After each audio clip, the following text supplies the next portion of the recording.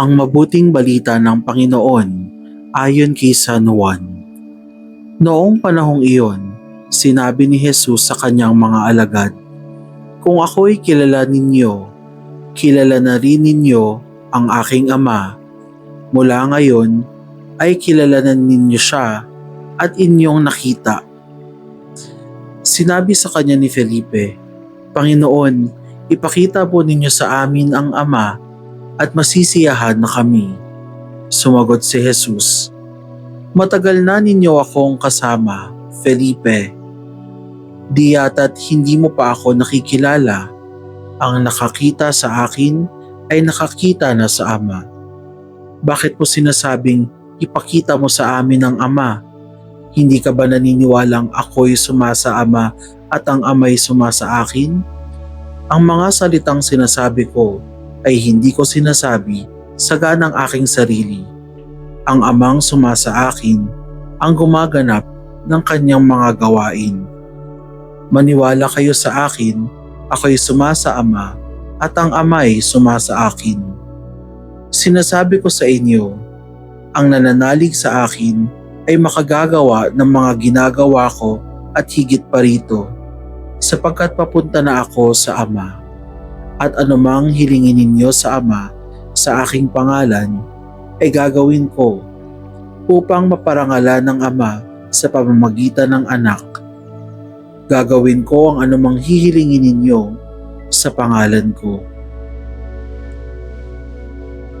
Ang mabuting balita ng Panginoon. Pinupuri ka namin, Panginoong Hesukristo.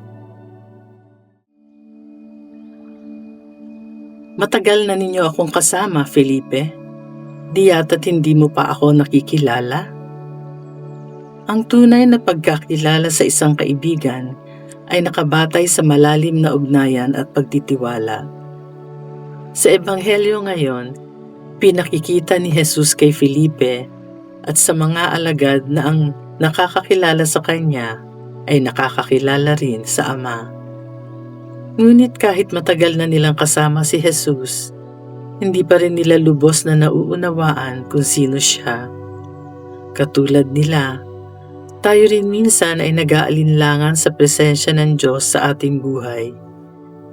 Hinahanap natin ang kanyang mga palatandaan, samantalang siya ay nariyan na, kumikilos sa ating paligid.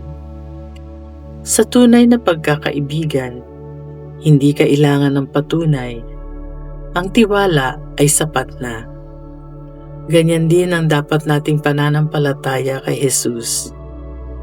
Hindi natin siya nakikita ng pisikal, ngunit nararanasan natin siya sa pamamagitan ng kanyang pagmamahal, awa at mga biyayang natatanggap natin araw-araw. Ang kaibigan ay isang taong hindi mo lamang kilala sa pangalan, kundi nauunawaan mo ang puso. Kaya naman, kung tunay nating itinuturing na kaibigan si Jesus, naway ipakita natin ito sa pamamagitan ng ating pananampalataya at pagsunod sa kanyang halimbawa. Manalig tayo, sapagkat anumang hingin natin sa kanyang pangalan ay pagkakaloob niya, ayon sa kalooban ng Ama na nagmamahal sa atin ng lubos.